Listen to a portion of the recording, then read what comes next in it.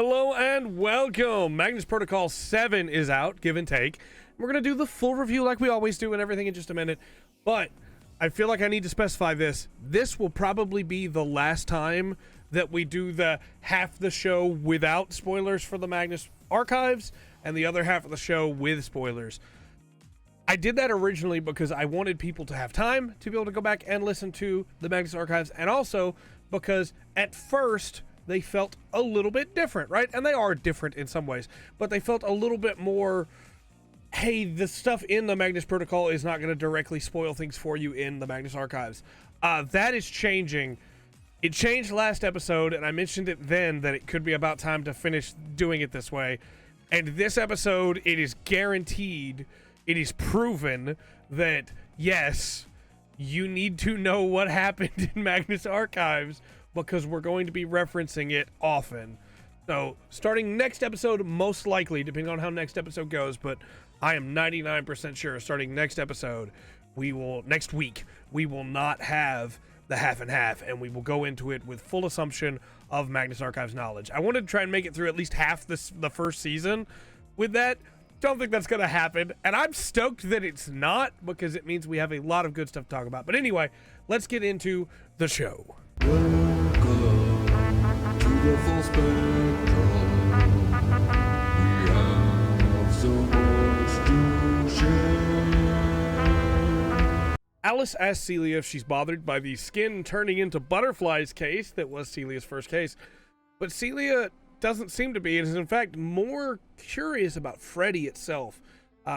Freddy, how it works, how it reads off some of the cases. Of course, Alice tells her that Colin believes that it's just some of the program being pushed through the sound card, which doesn't make a lot of sense. There's a lot that happens in this episode. I just want to get to the good stuff, but we're going to get there. She asks if any of the cases have anything in common, and Alice says nothing that they've noticed. Now, of course, we've all been checking and digging and trying to find. But then she asks if there's a way to search for specific things, like to find every case about someone being buried alive, or about meat, or whatever. And that's why, if you have not listened to the Magnus Archives, I am so sorry. You need to go listen to the Magnus Archives before next week's episode if you want to watch the review, because we can't separate them anymore. We have a direct tie here, and she knows far more than she should. She knows. She knows. So, we get a case here. Chester reads out an email. Chester reads out an email from D. Margolis to the HR department at Oxford People's Trust. Now, we have Oxford Trust in real life.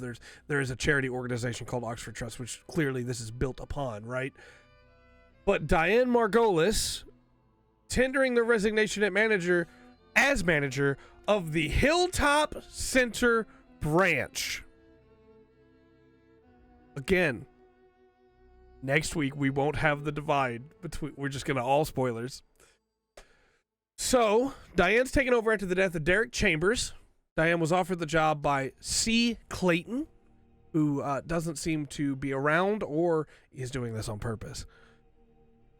Diane winds up bringing in some volunteers, and specifically the first volunteer is a young man. He brings in a strange donation. I have a whole list of the donations we're going to go through after we finish the statement itself, because I think some of them are going to be important later. But the young man brings in a young woman, and Diane finds them laughing, and when she tells them to stop laughing and get back to work, they tell her that it's all for a good cause. Then 4 more volunteers come in, and she brings in some more volunteers, and before she knows it, Diane is overrun here. She comes in one morning and the place is already open, even though she hasn't given them any keys, and they just keep bringing in donations, and these donations are very strange objects. Eventually, when Diane tries to get them to leave, as they just keep coming in, they all laugh and keep laughing while saying, "It's all for a good cause."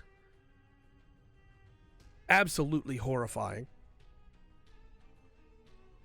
Eventually, she's crushed under the weight of the donations and the people as they just keep coming in. And while she is desperately trying to survive under there, as pennies, it seems like, wind up getting poured in her mouth, somebody opens fire on the volunteers, and before she knows it, she's able to escape outside, where she's stopped by a heavy-set man in black clothing with a gun.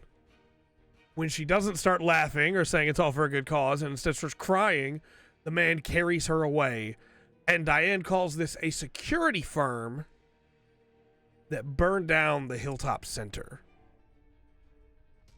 I'm going to give you that list of donated items, and then we'll get into the end of the actual episode, and then we'll go into full spoilers. And like I said, next week we won't even have a spoiler section. We'll just start that way. But, so, the list of donated items. A false plant in a ceramic pot modeled after a shouting human face. A large bearskin rug with extra sharp teeth. A chandelier of dark glass. A gramophone with a collection of records of religious plain song. A crudely carved rocking horse, a grandfather clock that leaks dark oil, a heavily vandalized set of the Encyclopedia Britannica, an extensive collection of abstract canvas artworks, soiled crinoline dresses, a chaise lounge with cushions filled with some sort of coarse sand, a taxidermied vulture, an antique printing press, old medical equipment that has been recently used, a leather kite, oddly curved brass telescope, a wheelbarrow full of shifting fossils, an armload of swords, links of rope, a tin bathtub full of moldy food, a stock of old dental retainers, a brace of half-butchered pheasants, jars of pickled hands, and an ancient diving suit filled with sawdust. Any one of these, if you're an avid listener of the Magnus Archives and Magnus Protocol, might have made you go, oh, that sounds weird and familiar. That sounds like it would fit in somewhere special. Yes, I think you're exactly right. We're going to get back to these as well in the back half of the review. But specifically, half-butchered pheasants, armloads of swords, wheelbarrows full of shifting fossils that would have been in lots of dirt, of course, the diving suit filled with sawdust, the antique printing press, the medical equipment that's been recently used, the abstract canvas artworks. There's a lot in here. There is a lot, and I feel like I wanted to list them all off because I feel like at least some of these are coming back, right? At least some of these might have survived the fire. After the end of Diane's account, read by Chester, Celia recognizes the voice. She asks who voices Chester, right? How many voices are there? Who voices Chester? Says that she thought she recognized it. And Alice says, oh, well, maybe it was some popular person on the radio. It was recorded in the 90s. Who knows? And Celia plays it off well, saying she's sure it wasn't anyone important. And then we get Sam going to see Colin, and he asks him who John is. And says he got an email from John. And the email gave him an address. And Colin tells him that if he's going to get worked up over an email, to wait until he sees the real stuff. Sam pulls out his phone to show him the email address, and Colin struggles with him, starts a fight because he claims that it's recorded too much already. And it seems like the phone breaks from the transcripts. Then we get a hard cut, as if all this wasn't enough to have all the wheels turning, right? We get a hard cut to Lena's office, where she's on the phone with someone. Seems like they're in a public place. The transcript says in a restaurant or some similar environment. Where Gwen comes in and shows Lena the video of Klaus, because she wants to blackmail her. And then wants in, right? She doesn't want money. She wants in. She wants in on the operation. She wants to know who Lena works for, and she wants to be a part of it. And Lena gives her chance. Lena's surprised, and she promotes Gwen to externals liaison. Lena is working for some shady organization that I think is trying to document all of the fears. I need to get to spoilers. We're gonna get to that. We're going to get to that. Okay. If you have not yet listened to the Magnus Archives, you need to go do that before next week. You got 200 episodes. No problem, right? Because if you have somehow made it this far in Magnus Protocol and you haven't listened to Magnus Archives, you're not going to be able to get the full experience of the Magnus Archives if you keep listening to the Magnus Protocol. It is going to spoil things for you. We are in too deep at this point. You need to go listen to it. And that is the last warning that I will be giving out on this. From now on, if you are listening to these videos, I am going to assume that you have consumed all of the Magnus Archives and are now in the Magnus Protocol. And so I'm not going to put spoilers up at the bottom of the screen because we're not doing spoilers at the bottom of the screen anymore. This is just the show now. All spoilers for Magnus Archives. Celia knows who John is. John, inside the system, is sending emails, and it seems like Lena is working for the Eye, right? That wasn't a surprise. That wasn't a huge jump to be able to go, well, Lena's working for the Eye, because it's the archives, right? It's not the archives. It's the OIAR, but they're documenting it. They're finding the information. They're storing it, right? It could also be the web, but regardless, Lena is working for someone that is involved in the entities. And either if it's the fractured, they're all split up into smaller portions style theory that we've been talking about, then it could be that their goal is to keep them fractured and to keep separating them out into smaller and smaller chunks so they have less influence. And if it's just to document them, then obviously that's the Eye, right? There is also a group going around hunting the fears. The congregation, as it's listed in here, get hunted down by a security firm. That's definitely like 100%. That's the vampire hunters, right? That's that kind of thing all over again. That's Trevor all over again, right? That's Julia all over again. There are these that are trying to stop them, and they're trying to stop them by force. So it's just like before, right? When you had all these different organizations that were trying to document and search, and the Institute was one of them, but you also had other people doing their own thing and trying to take them out on their own. But it feels like it's a little bit more organized now in a way. And this group doesn't seem like they're on good terms with the OIAR. Because if they were, surely that would have been mentioned in a note or something here. This is just the email. Surely if this was just another branch of the OIAR, then there would have been a note added to this in the file system of, and this was our boys, or, OIAR stopped at this program over here.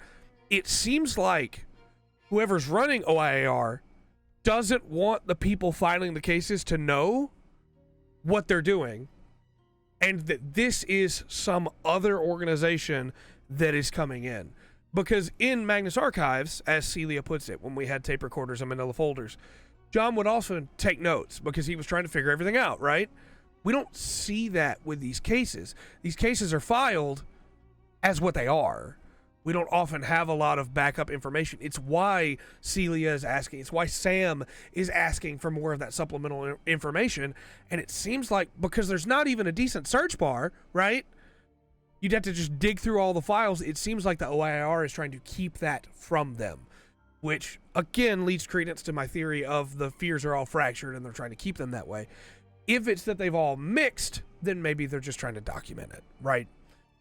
Either way, there's a lot going on here. The congregation as a fear. What is this the fear of vast groups of people? It seemed like Diana was kind of happy to be alone in her place. And this one has no real desire that we see here. I guess the only desire would be that she wanted the place to run well, but suddenly she's overwhelmed by all these people. And so is it a fear of the press? Not the press as in the news, but the press as in of people. The fear, is it like an inverse of the lonely? And it's she had a desire to be alone from all these people maybe, and then all these people just come in and it's the congregation. There's so much here. It's called Hilltop Center, like Hilltop Road. It gets burned down like Hilltop Road.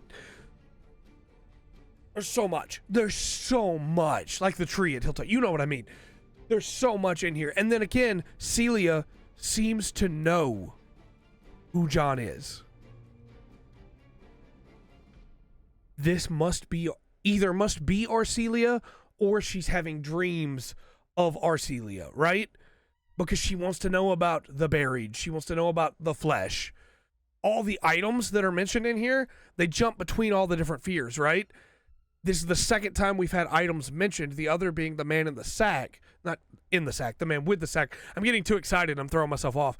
But it means that these things are important. These objects are important. And in Magnus Archives, of course, we had multiple objects. We had Salesa that was gathering these anomalous objects, right, and selling them on the black market.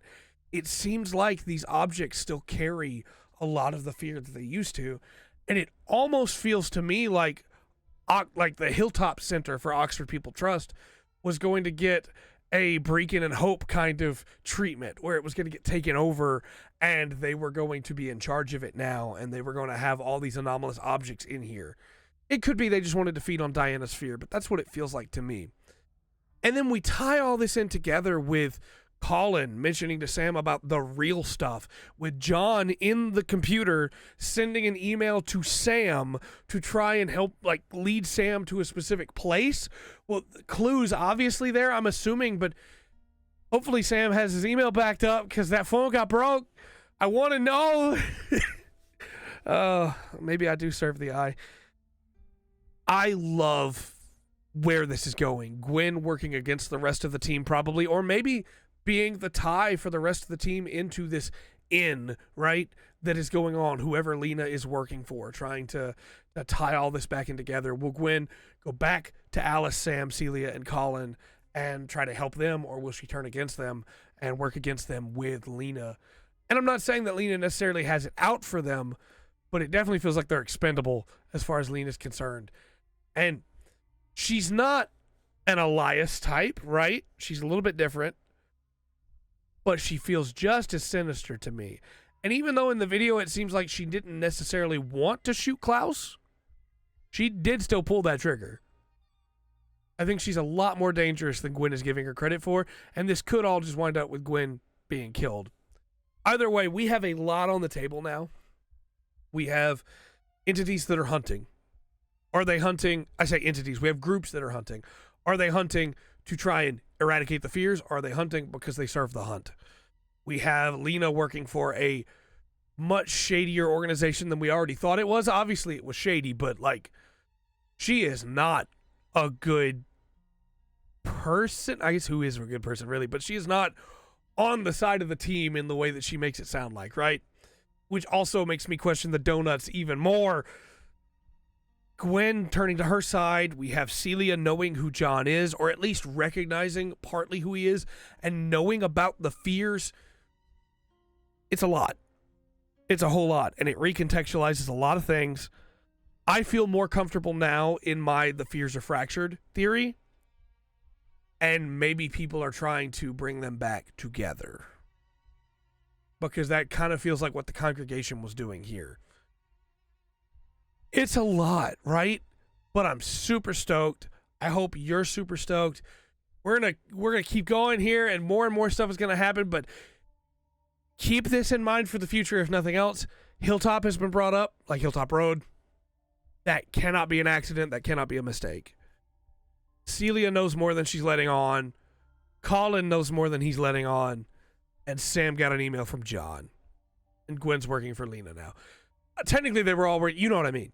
She's got externals liaison, which makes me feel like she's going to be the liaison for the other fears, or for interacting with organizations maybe that work for the other fears. I don't know. We'll see. The OIR logo has a lot of alchemical symbols in it, as has been mentioned a few times in the comments. And so, is it somebody trying to unify the fears, or is it somebody trying to keep them split apart? Really hard to say.